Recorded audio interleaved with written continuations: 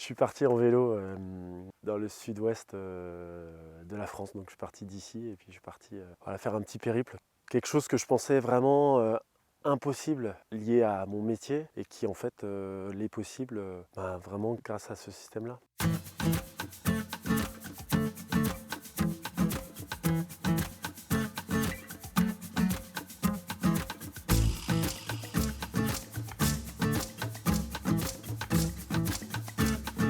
Une bonne année pour moi. Il y avait 59 bêtes à la repro.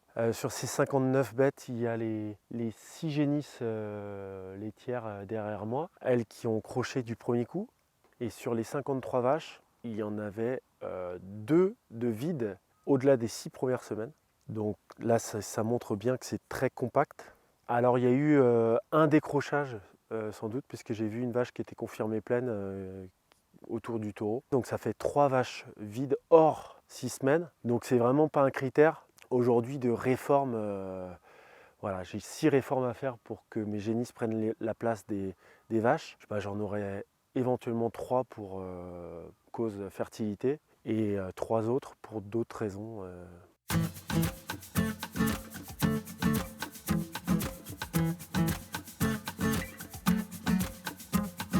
Alors effectivement, c'était une année sèche après sans commune mesure avec ce qui peut se passer dans d'autres régions. Et surtout qu'au mois de juin, ça a été assez pluvieux par ici. Donc à peine fauché, l'herbe a reçu des quantités de flotte assez importantes.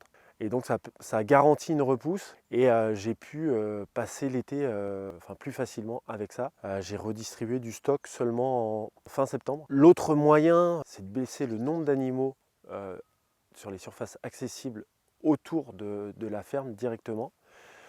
Et donc j'envoie tous les animaux que je peux envoyer. Donc en fait c'est les génisses qui sont derrière moi, sont arrivés au moment où ça poussait moins bien, donc fin juillet, début août, sur ce site. Donc ce site, c'est Mézarouat, il est à 2 km de la ferme par la route et donc il n'est pas accessible aux vaches laitières, il est accessible aux animaux qui ne sont pas très tous les jours et c'est un site de 12 hectares d'un seul bloc entre guillemets, donc facile une fois que les animaux sont là pour changer de parcelle, changer de place.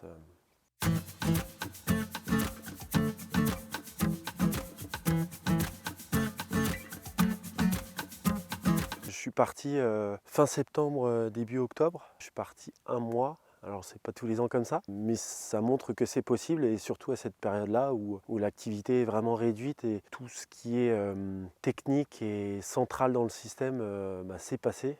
C'est vraiment au printemps. Donc il reste plus qu'à traire et un suivi de pâturage standard. Et donc ma remplaçante a très bien fait le job.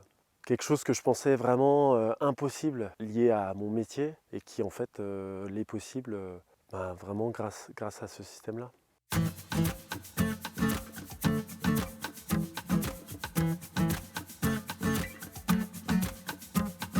Donc on est passé d'une période relativement sèche à une période très, très humide, octobre-novembre, où il a plu tous les jours. Fin septembre-octobre, j'étais pas là, je suis parti en vacances. Et en même temps, c'est pas là non plus que les dégâts entre guillemets se faisaient sur les pâtures, puisque la terre manquait tellement d'eau que tout ce qui tombait en fait était absorbé très rapidement. Et par contre, on va dire depuis novembre, donc, j'étais de retour. Là, les sols étaient gorgés de flotte. Et là, il y avait des ajustements à faire. C'est vraiment quand on a 4-5 jours de beau temps à cette période-là, je vais voir ces paddocks. Si la portance revient, je mets les animaux là, quitte à séparer des petits morceaux très humides dans la parcelle avec un fil. Alors c'est un petit peu du bricolage, du coup c'est un petit peu de travail en plus, mais on travaille avec la nature, le climat, donc il faut jongler avec peut-être encore un peu plus dans ce système-là.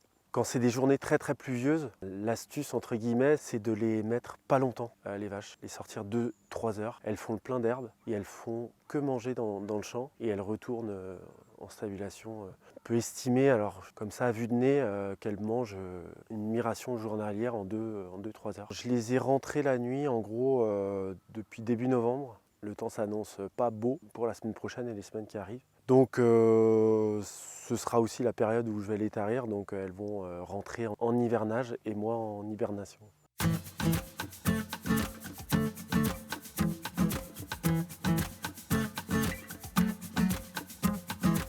Mon boulot, c'est suivi de pâturage, traite encore des vaches, distribution un peu de stock. Alors cette année, la différence par rapport aux autres années, c'est comme ça a été pluvieux, elles sont venues en bâtiment plus tôt. Et la configuration de ma stabulation ne me permet pas vraiment d'avoir une pailleuse. Donc je paille à la main et donc ça me rajoute une demi-heure à 1 heure par jour de paillage. Alors ce travail-là, je l'ai aussi l'hiver, en période où les vaches sont taries, mais sauf que je paille moins souvent puisque je peux me permettre que la litière soit un petit peu plus sale puisque les vaches sont taries. Donc c'est au lieu de une fois par jour, c'est une fois tous les 3 jours. Donc journée classique, c'est les jours sont courts, l'activité est courte, donc ça commence en général 9h, 9h30. Je commence pas systématiquement par la traite. Si les vaches sont dehors, donc je les rentre le temps qu'elles rentrent tranquillement, qu'elles mangent un peu. Voilà, ça peut m'arriver d'aller changer de place aux génisses, préparer 1 ou 2 fils pour les génisses, éventuellement pour les vaches aussi. Et ensuite la traite. Et pour terminer avec la litière, s'il y a la litière à mettre. Et en gros, pour midi et demi, j'ai à peu près terminé ma journée. Après, il y a le bois, ça va être la saison où je vais commencer à couper les branches, les arbres qui gênent autour des champs. Donc ça va être ça, je vais bientôt attaquer. Mais jusque-là, le temps n'a pas trop permis de se lancer dans ces chantiers-là.